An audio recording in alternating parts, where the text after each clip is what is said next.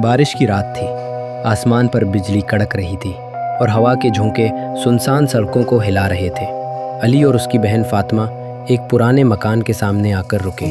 मकान सदियों पुराना लगता था, टूटी फूटी खिड़कियां और बंद दरवाज़ा, जैसे किसी राज को अपने अंदर छुपाए बैठा हो। फातिमा डरी हुई आवाज़ में बोली, अली, ये जगह तो देखने से ही खौफनाक लगती है, हमें वापस चलना चाहिए।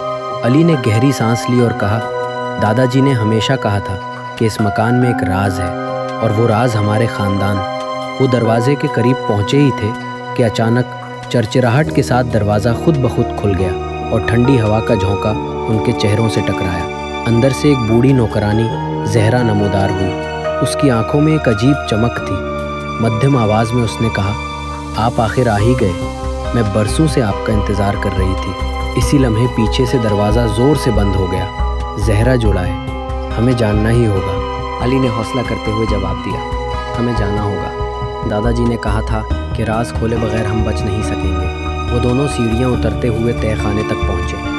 अंधेरा, पानी टपकने की आवाज़ और बोसीदा लकड़ी की खुशबू माहौल को मज़ीद दहशतनाक बना रही थी। एक कोने में एक पुराना ताबूत रखा था और उसके साथ एक गिरदालूद किताब। अली ने किताब खोली तो वो उनके दादा परदादा की डायरी थी। उसमें लिखा था कि उनके ख़ानदान पर एक बद्दुआ है, जो भी इस मकान को छोड़ने की कोशिश करेगा वो मर जाएगा। अभी वो अल्फाज पढ़ ही रहे थे कि अचानक ताबूत खुद ब खुद खुल गया और एक हड्डियों का ढांचा फर्श पर गिर गया। अंधेरा छा गया और ज़ोहरा की आवाज़ गूंजी, यही है असल राज। मैं इस मकान की मुहाफ़िज़ हूँ, लेकिन अब वक्त आ गया है कि कुर्बानी दी जाए। ज़हरा की आंखें सुर्ख हो गईं और उसकी आवाज़ भयानक शक्ल इख्तियार कर गई। वो अब इंसानी नहीं लगती थी, बल्कि एक बदरूह बन चुकी थी। उसने कहकहा लगाते हुए कहा, तुम दोनों में से एक को ये मकान कबूल करना होगा, वरना तुम हमेशा के लिए यहीं कैद हो जाओगे। फातिमा खौफजदा होकर रोने लगी। अली, हम क्या करें? अली ने हौसला करके जवाब दिया, अगर कुर्बानी चाहिए तो मैं दूंगा। इसी लम्हे मकान हिलने लगा, दरवाजे खुद ब खुद बंद होने लगे और फ़ज़ा में एक भयानक शोर गूंजने लगा। फातिमा चीखती हुई बाहर की तरफ भागी, लेकिन पीछे से अली की चीख बुलंद हुई और मकान में सन्नाटा छा गया।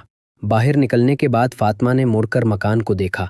दरवाज़ा बंद हो चुका था और अंदर मुकम्मल खामोशी थी।